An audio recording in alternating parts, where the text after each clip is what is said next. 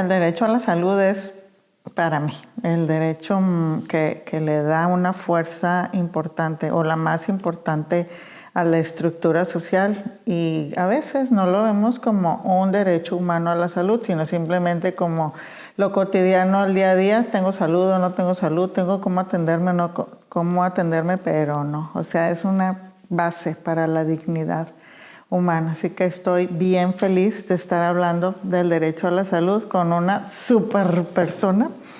Y bueno, pues yo conocí a Gibran hace muchos años, desde que era adolescente, y ahorita vamos a platicar con él porque es ahorita no el doctor, es el superdoctor. Oye, Gibran, muchas gracias. De verdad que estoy súper contenta de poder tener este diálogo. Siempre que he hablado contigo, desde que te conozco que eras adolescente hasta ahorita, que ya le has ido avanzando en la vida, igual que yo, pero yo más adelante, he aprendido algo. Y ahorita lo que quisiera preguntarte es, ¿por qué elegiste irte a un ejido bien lejos para hacer no sé si era servicio social o qué era? Servicio social. A ver, ¿por qué elegiste eso? Pues mira, Chelo, primero que nada, gracias por la invitación. Volver a tu casa es un gusto y poder acercarme a través de este medio a todas las personas que te siguen y todas las personas a las que puedes llegar, creo que es muy importante. ¿Por qué elegí? Creo que hay que poner en contexto porque muchas personas puede ser que no contextualicen que es por lo que tiene que pasar un médico. Sí. O sea, todos sabemos del concepto del servicio social que tienen que hacer, pero en medicina hay una cosa rara, que en medicina los estudiantes están forzados a que tengan que hacer un año completo de servicio social. Y ese lo pueden elegir entre dos programas que hay. Un programa de vinculación, donde hacen algo en su universidad o en algún lugar que ellos pueden elegir, o lo hacen en un tema de investigación, pero no lo hacen directamente en una comunidad. O la otra, que es el más tradicional, en una comunidad. Yo elegí irme a un pueblito, el más remoto del estado, en la colindancia con Coahuila, que es Espinazo, Nuevo León.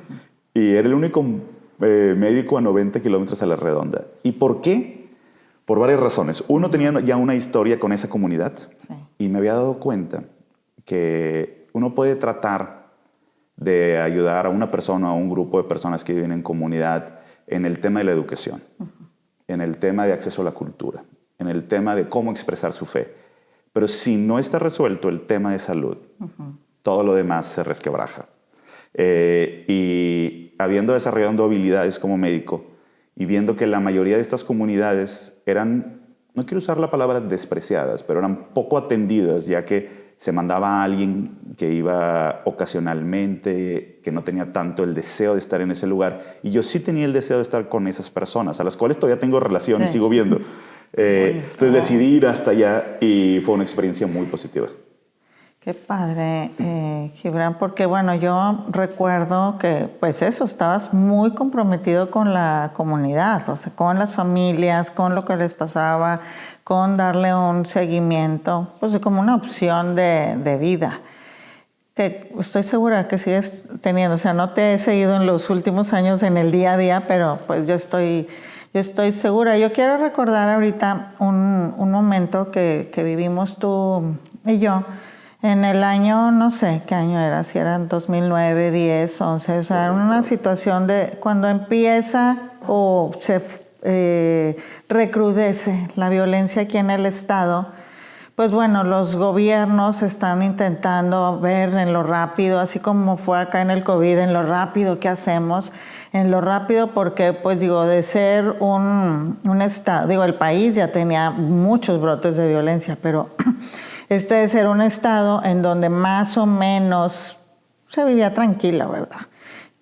Poder ir a Reynosa, a Matamoros, a Laredo, el peligro puede hacer que se te ponchara una llanta, que se te atravesara una vaca, pero no era que fueras a tener un encuentro con un grupo armado, ¿verdad? Entonces, bueno, se vino toda esa situación. El presidente de la República de aquel entonces hizo una reunión con algunas organizaciones. Estuvimos ahí tú y yo de vecinos. Y me acuerdo muy bien que ese día, pues digo, tú le comentaste al presidente que ese día había fallecido un joven pienso que de esa comunidad en donde habías hecho tu servicio social, pues simplemente por falta de... Ese era un caso por falta de oxígeno. Falta de oxígeno. Porque no había tanque de oxígeno para hacer un traslado seguro. Y él era aún peor, era una comunidad aún más lejana.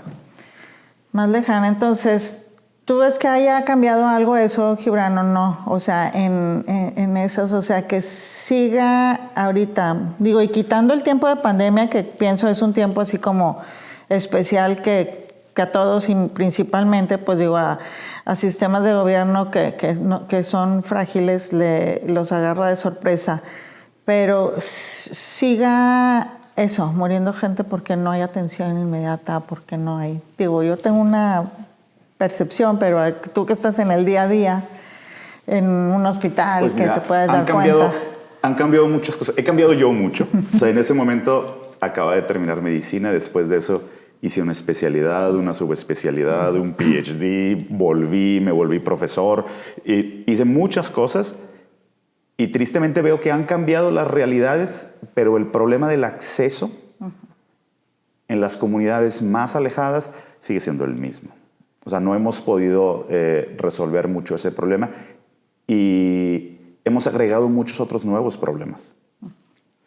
Entonces sí han cambiado algunas cosas, pero si ahorita volviera a suceder lo mismo, que en una comunidad alejada, una persona que tiene una discapacidad y que tiene problemas respiratorios, ahorita que está empezando a hacer frío, empieza a tener un cuadro respiratorio donde requiere que tenga oxígeno suplementario y que llegue rápido una ambulancia a una comunidad que está en el borde del estado, pues va a pasar lo mismo, va a fallecer.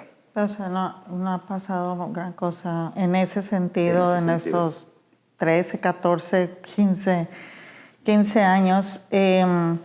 Bueno, yo veo que no sé tanto las estadísticas, sin embargo, digo, siempre he tratado de estar cercana a las noticias y en el tema de salud en lo particular, que si la diabetes, que si pues las enfermedades cardiovasculares, que si eso, para irme ahorita, porque digo, en el tema de violencia, que es un tema que yo he ido pues como caminando junto con él, pues yo le apuesto 1000 veces más a la prevención que al combate. O sea, claro que no depende de mí, los gobiernos no me hacen caso de que en vez de comprar armas, pues fortalezcan a una escuela o los jóvenes que pueden luego convertirse pues en quienes van a utilizar las armas. En el tema de la prevención, Gibran, ¿será como ahorita mejor fortalecerse? O si tú tuvieras un dinero y para construir aquí un hospital o hacer un programa fuerte de prevención, ¿qué harías? Pues fíjate, qué bueno que toques ese tema, porque te voy a decir que en estos años lo que ha pasado es que hay muchos centros de salud nuevos, hay muchos edificios que se han construido, hay muchos cortes de listón, hay muchas fotos y cosas de administración de tal a tal. Han cambiado los colores de los centros de salud como 4 veces desde que yo estuve allá. Pero la realidad es que el derecho a la salud no se construye con edificios, no se construye con un dinero que llega a un lugar, sino se construye creando un sistema. Y ese sistema tiene muchos componentes. Y esos componentes los hemos pasado de lado. Y lo que uno ve es que uno puede ver como los esqueletos de la historia de las administraciones y de los proyectos políticos.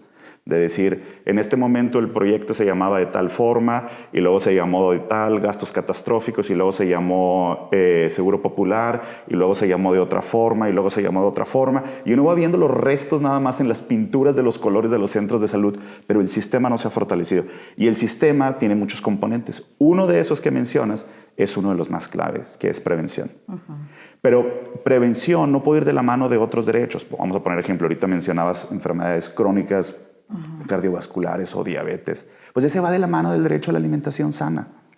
Y si la persona que vive en una comunidad urbana o suburbana lejana, a lo que tiene acceso es a la comida más ultraprocesada, que le sale más barato que comer saludable, pues entonces como no tiene ese derecho a la alimentación, pues va a tener una dieta pésima y tiene mayor predisposición a la diabetes, y luego no va a tener una atención para detección temprana y va a llegar conmigo al final porque se está quedando ciego y nosotros, el último eslabón de la diabetes, de las complicaciones, se va a dar cuenta que, resulta que eres diabético, que esa es la tragedia diaria. Hasta ese momento, y cuando empezaba con la cadena de alimentos. Sí.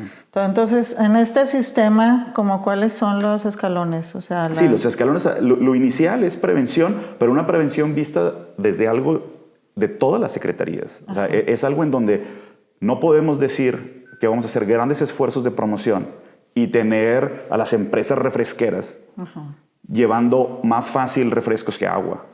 O sea, tú y yo lo hemos visto en muchas comunidades. Sí, llega más fácil la Coca-Cola a las comunidades que lo que llega en su momento las cartas, la Conasupo, o como le haya llamado con los tiempos. Entonces es un problema. O sea, está el país más invadido por productos procesados que por productos que alimenten sanamente. Entonces tiene que ir a la par. Ahora, hay muchos esfuerzos. O sea, ahorita como país medimos. Sí. Hay una encuesta que hacemos periódicamente para medir la nutrición y la salud de los ciudadanos y nos damos cuenta que los números son alarmantes. O sea, que la alimentación es pésima y que hemos vendido a personas que tal vez no han tenido una gran capacidad para juzgar lo que les vendemos como sociedad. Han comprado las cosas equivocadas. Hay papás que yo veo que hacen el gran esfuerzo por comprar un refresco o un yogur ultraprocesado porque creen que le están dando lo mejor a sus hijos. Sí, claro. Y han caído en esa falsedad. Y lo mismo sucede con un montonal de elementos donde las personas hacen su mejor esfuerzo creyendo que les están dotando algo positivo a sus hijos cuando es todo lo contrario. Sí. Y tú lo ves, supongo, en todos lados. O sea, en cualquier comunidad que vayas, ves también, así como los esqueletos en la política, ves los esqueletos de sí, están todas las bolsas ahí de todos los tipos de productos llenos de sellos. de sellos. Ahí está, pues, Gibrano. Y me cambian el tema, un tema que a mí me preocupa muchísimo y que es el tema de las drogas. Y las drogas es para ti, problema de salud, una cuestión de salud, o es una cuestión de seguridad y una cuestión social. Pues yo pondría otra, es una cosa comunitaria. O sea, no hay alguien que esté en una isla aislado y que de repente diga, quiero hoy empezar a drogarme y quiero hacer que mi vida se destruya y quiero violentar a todos los que están a mi alrededor y acabar solo suicidándome porque estoy enloqueciendo en un cuadro psicótico. Nadie decide eso voluntariamente. Sí. Entonces hay que pensar lo que es la comunidad en su conjunto va poniendo elementos.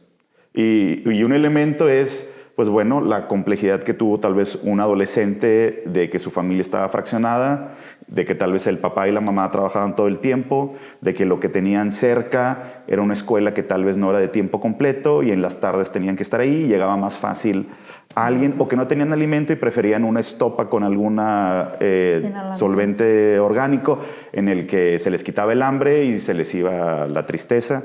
Entonces, creer que es un problema de un individuo no es un problema comunitario. Y luego, que si es un problema de salud, claro que es un problema de salud. O sea, es un problema porque vamos a suponer que lo quieras ver como un problema de seguridad. Sí. Si lo quieres ver como un problema de seguridad, entonces pondríamos, bueno, pues entonces las personas que ya tienen toda la seguridad a su alrededor no tienen problemas de drogas. Estaba hablando de los penales. Sí. Las personas que están ahí al revés, están inmersos en un ambiente donde es muy complicado porque no se ha resuelto desde el abordaje de salud. O sea, tiene que ser un problema que se aborde desde una óptica de salud y más con la transición que estamos teniendo de drogas. O sea, ahora que estamos empezando a tener cada vez más ya en la ciudad drogas del tipo opioide, de todo esto que se oye, con fentanilo y este tipo de cosas, esas tienen una adicción mucho más compleja que requiere un equipo médico para tratarse. Sí, claro. Entonces, por eso ni toco yo nunca en ningún diálogo el tema si legalizar o no las drogas, porque van migrando. Pues cuando se legalizó, suponiendo que fuera lo mejor legalizar, pues ya cuando se legalizó una ya estaba la otra y de la otra ya siguió la otra. Cuando, pues hay una situación de raíz que no se... que no se atiende, que no, pues ahí veo así como una montaña dificilísima, pero sin embargo pues siempre tengo esperanza, ¿verdad? De que podamos ir a mejor y que estamos mejor, quiero pensar, pues que hace 20 años y mejor que hace 40 y mejor. ¿Tú crees que eso sucede en el tema ya en general de salud? O sea, independientemente de los avances científicos. Digo, antes había un tratamiento para una cosa, hay ahorita que antes no existía, pero en eso, o sea, en conjunto, tú ves que el acceso, como acceso a la salud, sea mejor ahorita que hace, no sé, no habías a lo mejor nacido, pero que hace antes que tú nacieras, pero has estudiado, mucho. Como país tenemos muchas cosas para estar orgullosos de lo que se ha avanzado. Sí. O sea, por ejemplo, este año estamos celebrando 80 años del IMSS. Fue uno de los primeros en el mundo. Sí. O sea, el Reino Unido no tenía sistema de salud cuando nosotros ya teníamos el IMSS. Entonces, si tú me dices que sí hemos avanzado enorme, o sea, la mortalidad infantil, los grandes programas de vacunación, que Nuevo León y la universidad fue pionera, los grandes programas para reducir la mortalidad materno-fetal. O sea, hay cambios enormes y lo ves en el número, en esperanza de vida. Pero lo que sí es alarmante es que por primera vez estamos viendo que estamos dejando unas complicaciones para el futuro muy serias. Obesidad, diabetes, hipertensión. O sea, esas tres son realmente un peligro. Y así como en una época vimos que tabaquismo era un gran problema y lo redujimos enormemente, sí. Ahorita obesidad, diabetes, hipertensión son un problema sumamente serio que va a recortar la esperanza de vida y que va a hacer que no se desarrollen las personas plenamente. Entonces, incluso yo con los pacientes que veo, yo me dedico a oftalmología y en particular a glaucoma. Y veo pacientes que llegan con la última enfermedad de la diabetes, que es un glaucoma catastrófico. Y las palabras que uso les digo, si no hacen un alto en la vida para atender esta enfermedad, la vida como la imaginan no va a suceder. Y es real. He tratado de reflexionar mucho en las palabras de cómo explicarle a un paciente la situación en la que se encuentra. Y creo que eso es lo que sucede, que esta enfermedad obliga a hacer un alto en la vida. Y esas mismas palabras nos las tenemos que decir como ciudadanos. Claro. Y como país, si no hacemos un alto en el camino, la vida como la imaginamos de país no va a suceder. Si tuvieras tú una forma de hacer los cambios que quisieras sin ninguna consecuencia política, o sea, ¿qué harías en el sistema de salud? O sea, sí. Primero que crear un sistema, te digo, y el sistema tiene varios elementos. Ajá. Y aquí es importante, uno puede imaginar que el derecho a la salud significa que encuentre un doctor que me vea. Uh-huh. Y no es solamente eso. El sistema de salud tiene dos grandes componentes. Uno, esos individuos, que son los doctores, esa relación médico-paciente y todo lo que está alrededor, enfermeras, técnicos. Pero tiene la otra parte que es la salud pública. Sí. Entonces, ¿qué haría yo? Primero, despolitizar por completo el sistema de salud. O sea, como muchos países que han creado un sistema que es autónomo, sí, que tiene puestos donde hay una carrera independiente, que no depende de cambios políticos, en donde el sistema de salud tiene siempre el mismo color los edificios y no cambian cada sexenio, y donde las discusiones son por un grupo de expertos que involucra fuertemente a las universidades. O sea, ahorita no tenemos eso, aunque tenemos organismos que pudieran servir. Tenemos un organismo que es el Consejo Nacional de Salubridad, que tiene a varias personas que tienen más experiencia, pero al final muchos de los puestos acaban siendo por decisiones políticas y son proyectos que no son tan transeccionales. Y a veces cuando hay transeccionales, por ejemplo, Seguro Popular, pues luego desaparece y cambia a otro. Entonces, ¿qué haría un sistema que no tuviera vínculos políticos y que pudiera ser un consenso entre las universidades y expertos? Uh-huh. Y luego invertir fuertemente en todo lo que tiene que ver con prevención, en particular en la alimentación, la dieta de las personas. Y luego invertir fuertemente en las escuelas de medicina. Aquí somos privilegiados. Yo soy profesor de la Universidad Autónoma de Nuevo León, que tiene 8,000 estudiantes y que tiene muy buen nivel, pero también veo egresados de otras universidades, sí, donde el nivel no es igual. Claro. Entonces, invertir en las universidades. Invertir en el conocimiento también, en la atención, humanización, no sé, tal vez. Claro, sí. Pero es que ese es un tema complicado porque uno dice, fui, por ejemplo, a mi clínica que me toca del IMSS y me recibió alguien con cara muy fea, o el médico ni me volteó a ver porque estaba en la computadora, y hay esa típica descripción de cosas de servicios medio fríos. Pero en la realidad el que puede resolver toda la ecuación es ese individuo, porque al final esa parte del sistema de salud, que es la relación entre dos humanos, el médico y el paciente, si el médico está bien formado, puede resolver aunque todo lo demás del sistema no esté bien. O sea, hay que recordar que la clave aquí en esas relaciones es que tenemos que formar médicos que se sientan satisfechos con su trabajo, que estén bien remunerados y que tengan los conocimientos y el ambiente. Porque si no, luego sucede una cosa de los derechos, que hay una lucha de derechos. O sea, el médico tiene el derecho a trabajar en un lugar donde tenga todas las condiciones para desarrollarse profesionalmente y resulta que no tiene estetoscopio. No, estoy completamente de acuerdo. En los penales. Sí, claro. Pues, hay algunos médicos que hacen su mejor esfuerzo, pero batallan para hacer una referencia al hospital universitario o batallan para conseguir tales medicamentos o batallan con... No, pues una frustración tras otra. Hace mucho ves que íbamos de misiones a la Sierra de Durango, que fue una época muy bonita. Y yo me acuerdo que a veces nos acompañaban, doctores en lo particular, pero pues que no sepan que soy doctor porque no traigo las herramientas, ¿verdad? Y aunque se hubiera llevado el Maglatin, había tanta necesidad que haces con esa frustración. Sí, bueno, una es, la atención cálida, que creo que es importante, muy importante, pero también... Tengo ahí contacto con muchas personas que, por los años que tengo de acompañar personas privadas de su libertad con el sistema de justicia. Entonces, tiene que ver mucho la ética del abogado o de las personas que imparten justicia. Igual acá, en todas las profesiones los veo, o sea, esa ética de vida. Una ética, profesional se puede decir, pero ética de vida en donde no se comercialice todo. O sea, que no sea la primera pregunta. Yo lo veo y lo respeto. Que ¿tiene seguros de gastos médicos? Va para acá, no tiene, va para allá. Entonces, pero bueno, no sé si tú sepas el porcentaje de personas que tienen seguros de gastos médicos particulares, que debe ser muy poquito. Es que es muy poquito, pero no es el indicador importante, si me permito decir. Sí. O sea, uno tiene que pensar cuánto del gasto que sucede como nación viene del bolsillo de nosotros o del bolsillo del país. Y la mitad del gasto de salud del país viene del presupuesto que acaban de aprobar y la otra mitad viene del bolsillo de los ciudadanos.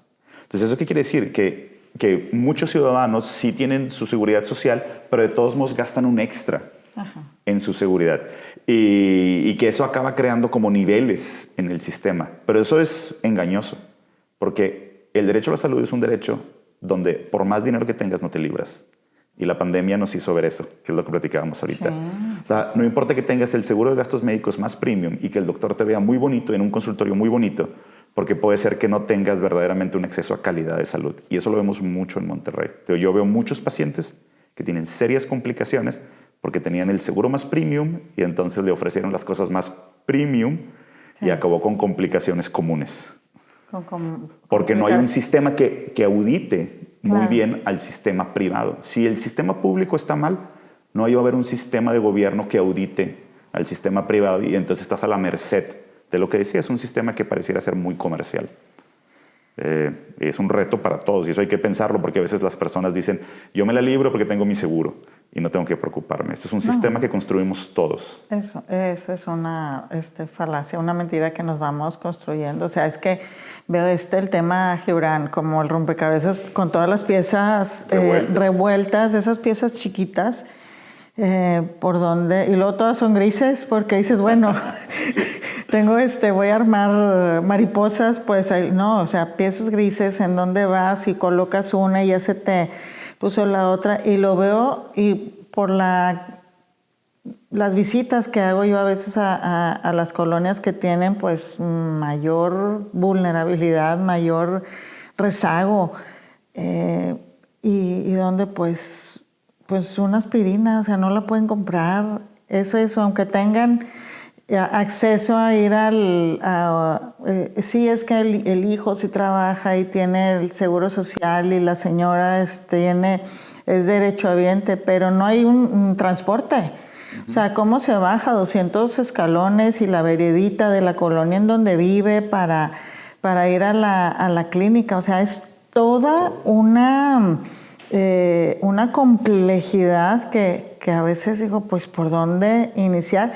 Y es eso, o sea, si es la mitad del bolsillo la paga cada persona en lo particular, tenga o no tenga, o sea, recursos, pues el nivel de pobreza siempre se mantiene. Mientras la enfermedad no aparezca, pues bueno, que bien. El punto es cuando sí aparece, pero cuando no hay una alimentación, cuando vivimos en las condiciones como estamos ahorita, y te voy a preguntar este tema que tiene que ver con la contaminación, que es otro punto. Cuando vivimos respirando este aire, pues no hay forma, ¿verdad? O sea, te vas a enfermar porque te vas a enfermar. Sí, y te vas a enfermar de no solo cosas en el corto tiempo. Sí. Por ejemplo, hay una gran gama como de la ciencia biomédica que es como el estudio de las exposiciones ambientales. Sí. O sea, estas exposiciones ambientales sumadas a lo que tenemos genéticamente y a nuestras decisiones o nuestras opciones de dieta acaban combinándose para que algunas personas tengan una predisposición mucho más fuerte a enfermedades.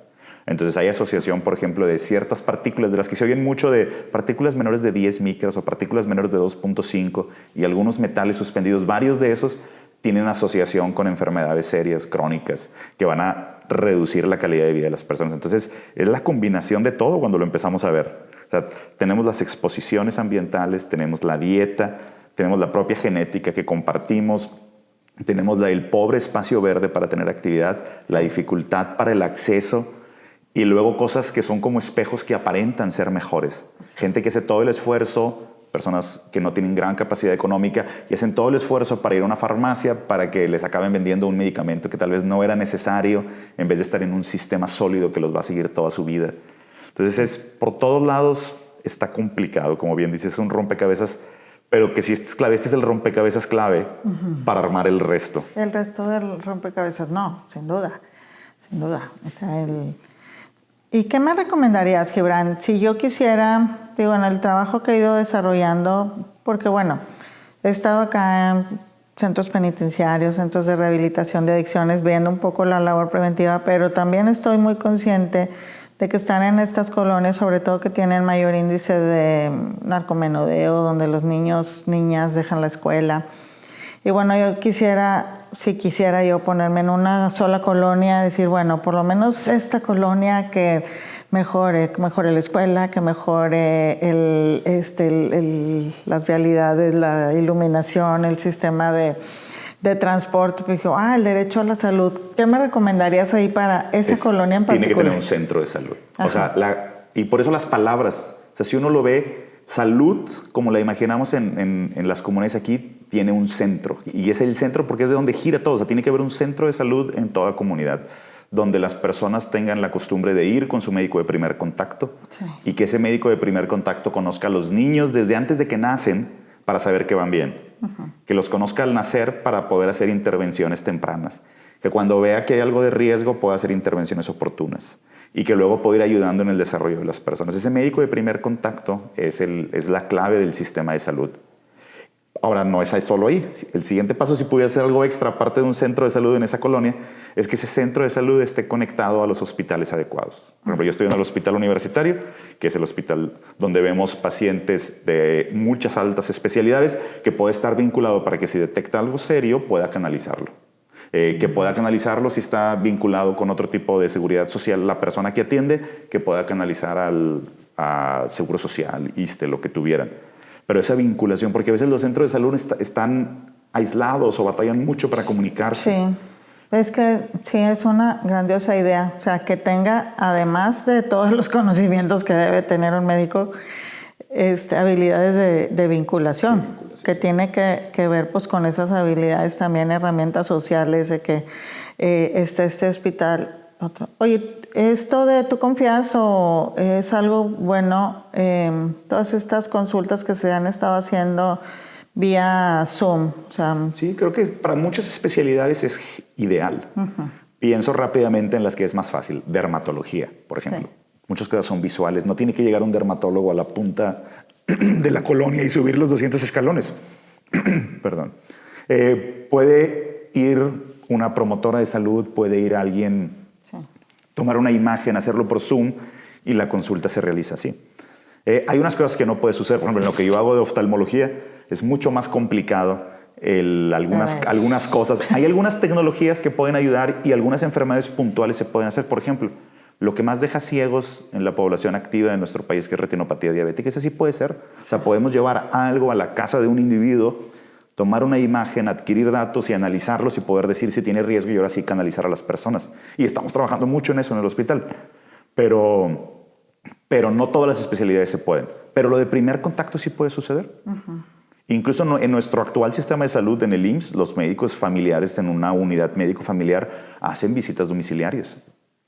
Claro, y el segundo, bueno, será como el acceso a las medicinas, ¿no? Sí, ese es un gran reto.